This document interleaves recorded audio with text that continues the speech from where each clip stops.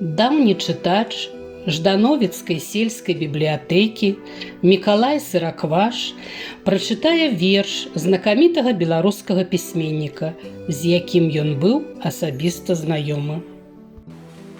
Рыгор Барадулін, босая зорка. Зорка босая ішла па зямлі. Я хацеў ей купіць чаравічкі. Толькі як згаварыцца, калі ў яе незямныя прывычкі.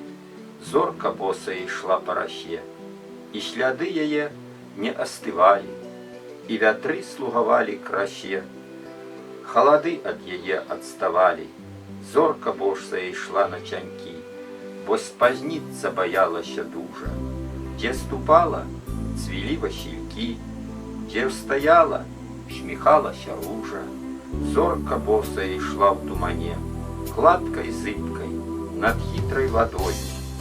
Зорка босая ішла да мяне, каб аднойчы назвацца табой.